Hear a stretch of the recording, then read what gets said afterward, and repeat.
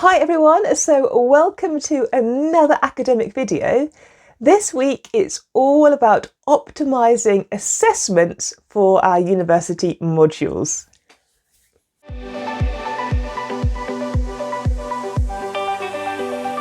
If you're new, my name is Caroline. I'm a UK-based university lecturer. If you've subscribed to the channel or liked a post or left me a comment, thank you ever so much. I really do appreciate it. Today, I thought we could chat all about examinations and assessments, and in particular, how you go about optimising or maybe designing or setting the assessment pattern that you want to have associated with your university module.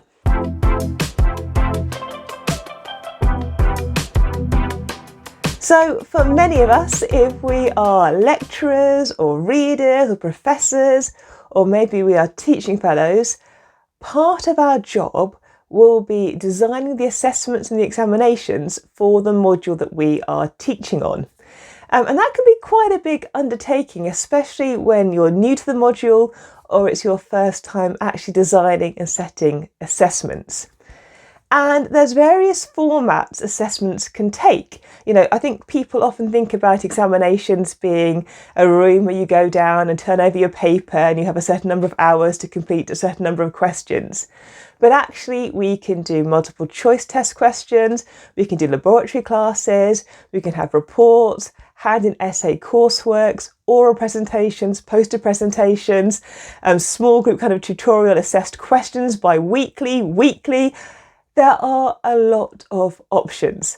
So I thought in this one I'll chat through a little bit about my experience and some of the assessments that I'm familiar with using, and a little bit about the pros and cons, both for the kind of student experience, but also for us as the academics, because ultimately we are often not only the ones setting the units of assessment and setting these exams, we are also the ones marking them. So let's jump into it.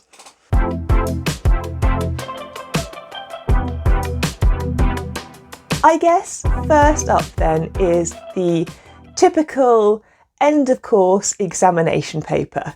I mean, that is a thing that I think of most when I think about university study. It's a thing that I think as a student going through a course myself, although it was, a good number of years ago now, that is what I remember, is that at the end of a module or at the end of a semester or a year, you are faced with an exam paper, so a set of questions that you have to answer within a designated time, and usually you have to sit in silence in a hall whilst you tackle those exam questions. The exam questions can take different formats. So sometimes they're obviously essays, sometimes they're numerical short form questions. Sometimes you might get a choice, so answer 2 out of 3 or maybe 3 out of 5. But the essence is really the same. You go to a place that's invigilated, you sit there, you're given the exam paper, you have X number of hours to complete it, and then you turn in your questions. Now, the pandemic, of course, has kind of shifted that a little bit. And actually we had a period of time at the university where we didn't have those kind of examinations at all because we couldn't get into a classroom or into an invigilated exam hall anyway. And so actually a lot of our exams went to open book, and you could do them within a certain number of hours at home or in an environment of your choice using your own IT. Now, of course, things are slightly opened up again. We are now back into a situation where more students will be facing those examinations within an invigilated environment. So what are the pros and cons then of these end of semester, end of year examinations? Well, firstly, as the lecturer, you've got to write that exam paper, so that takes a bit of time. I think I've spoken about this in the past, that it's not just a case of writing the exam paper and then just putting it in. There is actually an internal university process of how these papers are moderated and checked and reviewed, and then how they go out to an external review process as well. So actually it's quite involved. But once you've written your paper, you're then just waiting for your particular allocated exam day. The students then all tackle your exam, your questions. Now, often as the person who set the exam, you need to be available during that exam period. So when students are sitting an examination paper that I've been involved in writing, I need to make sure that I'm available at least, I think, for the first certain number of minutes to make sure if there's any questions that they can get an immediate response back to the invigilated example or online if it's an online system. And then after that, you get presented with a pile of exam scripts to mark. And depending on how many students are in your class, that can be an awful lot of marking. I've been there and I have waded through, quite a lot of exam scripts. And again, I think in the past I've talked about marking strategies, and maybe when we come around to marking season again, I can do a revisit of how I tackle my exam-based marking. So that is your examination-focused assessment. I am on no module that is 100% assessed by an exam. I think very few modules these days carry all the marks in a single exam at the end of the term, at the end of the semester. Typically, I think you'll see that a certain number of marks fall within the end of semester exam, but then also marks can be awarded to a student by other units of assessment throughout their module.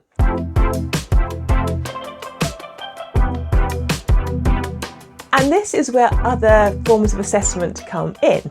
So, it's quite often useful after the first few weeks of teaching a course just to check in that the students are engaging with the module material, that they're following what you're talking about, that they're understanding the principles, the discussion points, the theories. So actually having an essay after a few weeks that is assessed, or having a multiple choice test that is, something that's not too long to undertake, but kind of covers the key information that they need to have learnt in those first few weeks. Or maybe if your module is very practical, having some kind of laboratory-based assessment or laboratory book or report write-up is a really useful way of checking in that the students are following and understanding the material. And it's also a good way that they can start to access marks. And that means that hopefully then it's not so daunting when they face that final exam, because they've already, if you like, banked marks earlier throughout the early parts of the module. Now, some students will obviously like this, and they'll like having assessments kind of at various intervals throughout the semester, throughout the module. Some students will much rather have all of their examinations at the end, but I think it is useful to be able to put aside a certain number of marks and know that you have secured them, if you like, before you go into any final end of module exam paper. And obviously the benefit for the tutor in doing this is quite high. So as the lecturer, I'm able to get an immediate snapshot, say in week 4 of the module or week 5 of the module, to make sure that the class is where I think the class needs to be. Is there a topic that everyone's finding particularly difficult? Or maybe I taught something and I didn't make it clear enough, and that comes out in their answers in this multiple choice test, say. Or maybe there was a principle that they didn't get, and that shows up in their understanding in a lab report. It's a really useful diagnostic tool for us academics to be able to check in and, if necessary, modify our class a little bit for the second part of semester to make sure that the students are then going to stay with us and cover the key material.